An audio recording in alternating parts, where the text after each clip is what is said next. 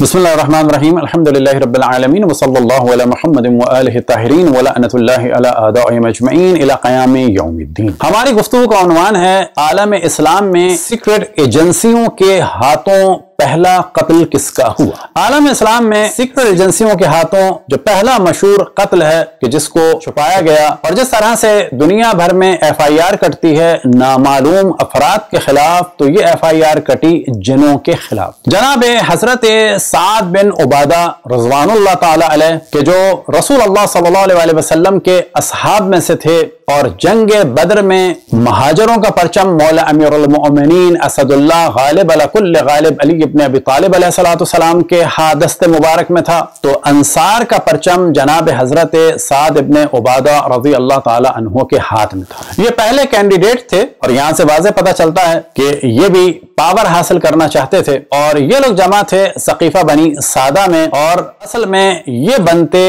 पहले खलीफा, लेकिन अंसार को कुचल दिया महाजरों ने और महाजरों के हाथ में पावर आ गई और नारा ये लगाया गया कि खलीफा बनेंगे फकत कुरैश, यानी जिस कौम से रसूल अल्लाह सल्लल्लाहु अलैहि वसल्लम हैं फकत वही हक रखते हैं। अब जनाब हजरत साद इब्न उबादा ने जनाब अबू बकर की बैत नहीं की और मदीने से निकल गए, शाम की जानिब चले गए और वहां पर इनको कत्ल कर दिया गया। तो बाज़ जगह यह है कि इन्होंने फिर जनाब उमर की भी बैत नहीं की और बाज़ जगह यह है कि नहीं, ये कत्ल कर दिए गए जनाब अबू बकर की हुकूमत के जमाने में। और जैसा कि हमने तवज्जो दिलाई कि ये जुर्म डाल दिया गया जो सीक्रेट एजेंसियों ने अंजाम दिया जिनों पर और FIR कट गई जिस तरह से अब कटती है नामालूम अफराद पर, तो वो कट गई जिनों पर कि जिन्हों ने उनको मार दिया। तो सबसे पहले आपके सामने हम पेश करते हैं सही बुखारी कि जिसमें ये बताते चले कि ये जो कहा जाता है कि सकीफा बनी सादा में बहुत प्यार और मोहब्बत के साथ खिलाफत बटी, तो ये बिल्कुल गलत है। आपके सामने सही बुखारी जिल्द नंबर 8 और बाब है 17, बाबो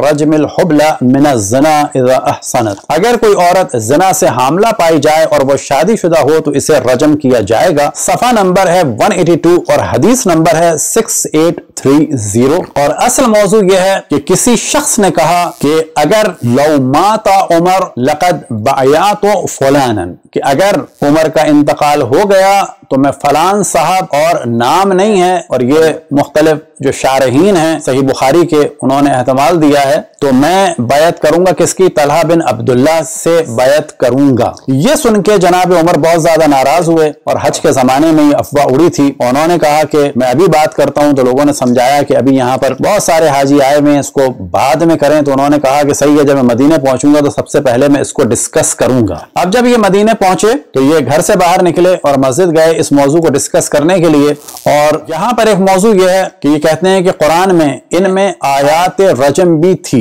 बस ये जो मौजू कहा जाता है जी कुरान में शिया तहरीफ के कायल हैं, नहीं, कुरान में अहले सुन्नत तहरीफ के कायल हैं। अगर हमारे यहाँ एक रिवायत है तो अहले सुन्नत में उसके मुकाबले में 100 हैं, लेकिन उनका तरीका यह है कि वो शोर मचाते हैं। पर सही बुखारी में ये आपके सामने जो हाईलाइट है कि रजम की आयत किसमें थी, इनमें आये रजम भी थी। लेकिन मुझे डर है कि अगर वक्त यूं ही आगे बढ़ता रहा तो कहीं कोई ये ना दावा कर बैठे कि रजम की आयत हम किताब अल्लाह में नहीं पाते और इस तरह वो इस फरीजे को छोड़कर गुमराह हों जिसे अल्लाह ताला ने नाजिल किया था। यानी कुरान में थी लेकिन अब ये रजम की आयत नहीं है, बहौल जनाब उमर के, यानी उनके कुरान में थी, फिलहाल इस कुरान में नहीं है कि जो जनाब उस्मान ने राइज करवाया था। यकीनन रजम का हुक्म किताबुल्लाह से इस शख्स के लिए साबित है जिसने शादी होने के बाद ज़िना किया हो। अब यहाँ पर ये दोबारा कहते हैं कि रजम का हुक्म किताबुल्लाह में है, न कि फकत हदीस में। यहाँ से असल मौजू है पेज नंबर 85 में। और मुझे ये मालूम हुआ है कि तुम में से किसी ने यूं कहा है कि वल्लाह अगर उमर का इंतकाल हो गया तो मैं फलान से बैत कर लूंगा। देखो, अगर तुम में से किसी को ये धोखा ना हो कि हजरत अबू बकर की बैत तो अचानक हो गई थी और फिर वो चल गई, बात यह है कि बेशक हजरत अबू बकर की बैत नागा हुई और अल्लाह ने नागाहानी बैत में जो बुराई हुई है इससे तुमको बचाया है। यानी एक नागाहानी बैत थी, इसमें बुराई थी और बहौल ये कि इनको बचाया है लोगों को इस बुराई से कि जो जनाब अबू बकर की बैत में थी, जबकि ऐसा नहीं है। इसका बहुत नुकसान हुआ और सबसे ज्यादा नुकसान जनाब हजरत फातिमा सलामुल्लाह अलैहा और अहले बैत अलैहिमुस्सलाम को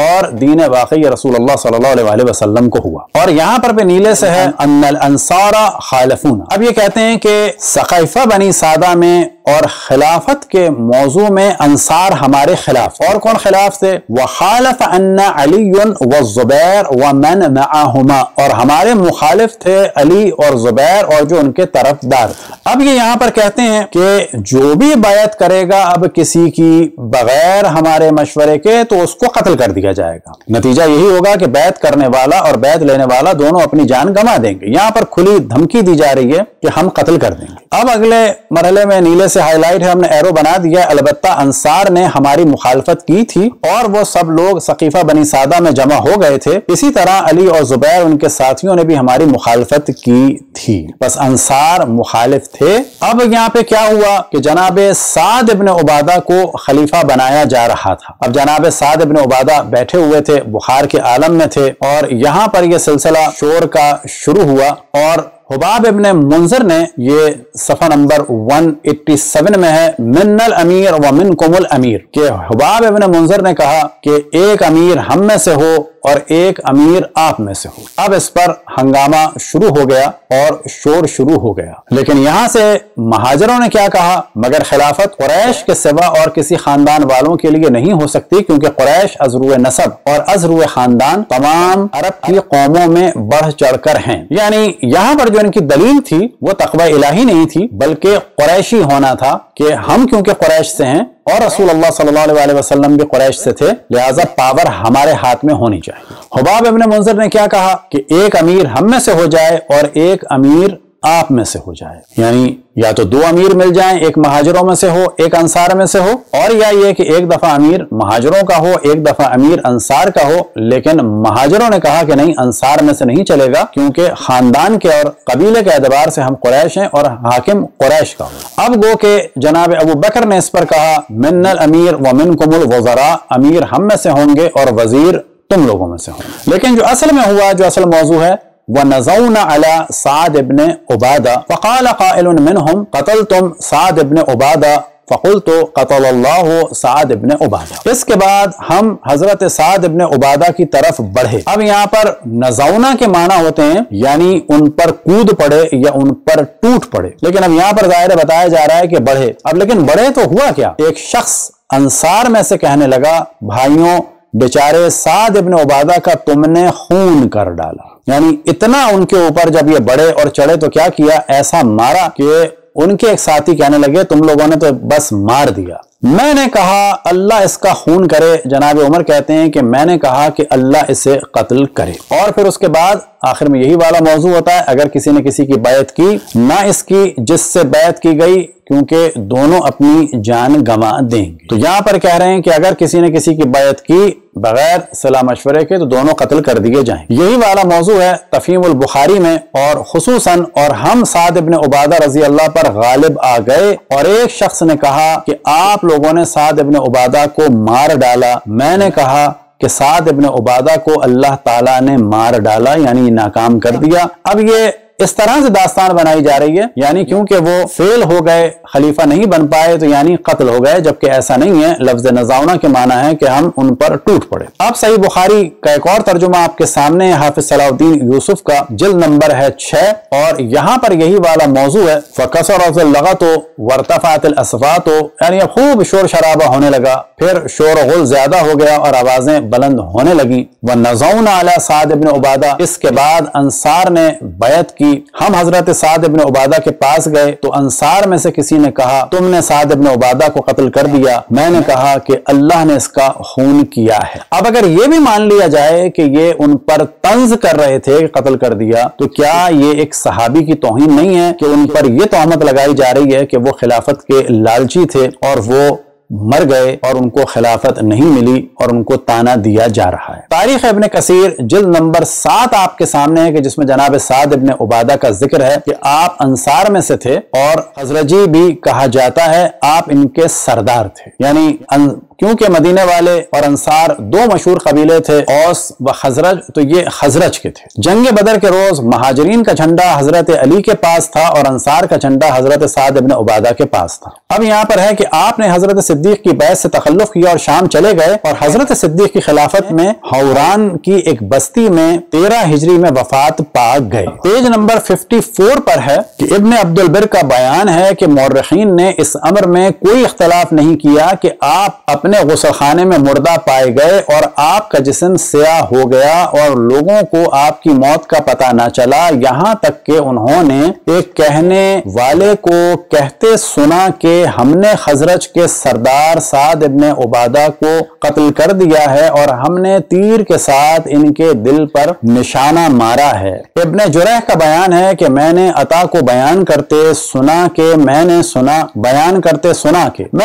ہے کہ حضرت سعد ابن عبادہ رضی اللہ کے بارے میں یہ 2 شعر جنات نے کہے تھے، یعنی یہ مارے گئے اور پھر جنات نے مدینے میں آ کے بتایا کہ جی ہم نے مارا ہے سعد ابن عبادہ کو۔ تو اب یہ داستان بنائی گئی تاکہ مدینے میں جب انصار کو پتا چلے تو ان کو بہلایا جائے کہ نہیں ان کو تو جنوں نے مارا ہے۔ یہی والا موضوع ہے، آپ کے سامنے ہے طبقات کبریٰ جلد نمبر 7۔ اب یہاں پر نیلے سے ہم نے ہائی لائٹ کیا ہے فما علما بموتہ بالمدینہ، کہ مدینے میں نہیں پتا چلا، یہاں تک کہ کنویں کے پاس کچھ لوگوں نے سنا کہ جن یہ کہہ رہے ہیں قتلنا سید الخزرج سعد ابن عبادہ، کہ جن یہ کہہ رہے ہیں کہ ہم نے قتل کر دیا ہے خزرج کے سردار سعد ابن عبادہ کو۔ اور پھر یہی والا موضوع ہم نے ریٹ سے دوبارہ ہائی لائٹ کیا ہے، اور یہ ہے طبقات ابن سعد میں مصنف عبد الرزاق جلد نمبر 2 آپ کے سامنے ہے، حدیث نمبر صفحہ نمبر ہے 851 اور 852 اور حدیث نمبر ہے 6778۔ اور یہاں پر یہ والا موضوع ہے کہ قتادہ بیان کرتے ہیں کہ حضرت سعد ابن عبادہ رضی اللہ عنہ کھڑے ہو کر پیشاب کرنے لگے، پھر وہ واپس آئے اور بولے مجھے اپنی پشت پر کوئی چیز محسوس ہو رہی ہے۔ پھر کچھ ہی عرصے بعد ان کا انتقال ہو گیا تو ایک جن نے ان کا نوحہ ان الفاظ میں کہا، ہم نے خزرج قبیلے کے سردار حضرت سعد ابن عبادہ رضی اللہ کو قتل کر دیا، ہم نے انہیں 2 تیر مارے ہیں جو سیدھے ان کے دل پہ لگے ہیں۔ معرفت الصحابہ لابن نعیم اصفہانی، اور یہاں پر بھی یہی والا موضوع ہے اور پیج نمبر ہے 1245 اور 1246۔ حدثنا فاروق الخطابی، اور یہ گفتگو ہے جناب سعد ابن عبادہ کے بارے میں، اور آپ کے سامنے ہے المستدرک علی الصحیحین اور جلد نمبر ہے 4 اور صفحہ نمبر ہے 485 اور حدیث نمبر ہے 5102۔ اور یہاں پر بھی یہی والا موضوع ہے ان سعد ابن عبادہ اتا صبات قومہ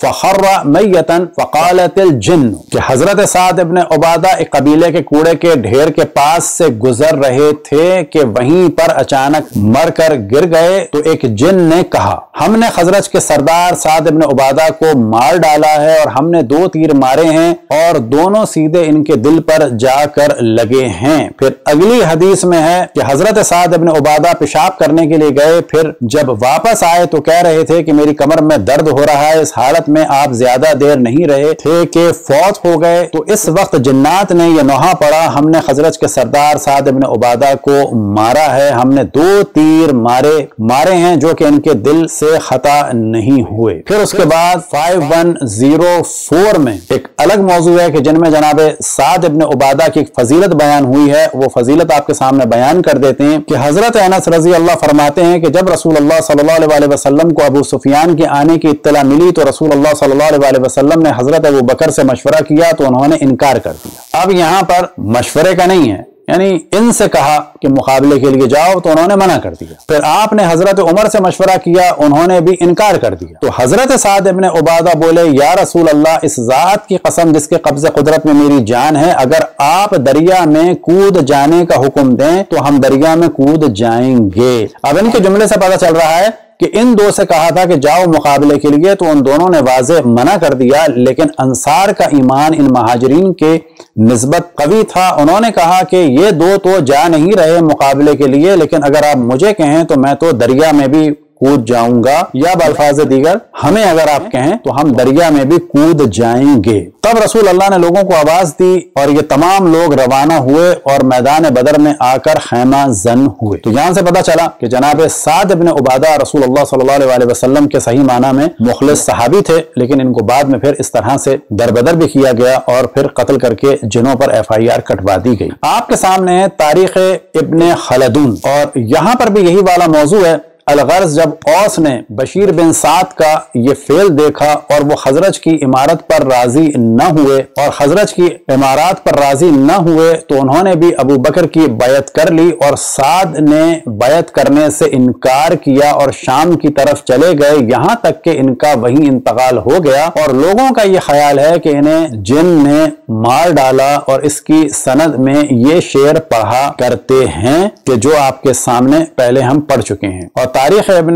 خلدون کا عربی متن آپ کے سامنے ہے کہ وہاں پر بھی یہی والا موضوع ہے۔ تو یہ تھے جناب حضرت سعد ابن عبادہ کہ جو انصار میں سے تھے، خزرجی تھے، اور جنگ بدر میں رسول اللہ صلی اللہ علیہ وسلم کا حکم ماننے والوں میں سے تھے، جبکہ جناب ابوبکر اور جناب عمر نے ان کی بات کو نہیں مانا، اور پھر علم ان کے ہاتھ میں تھا انصار کا،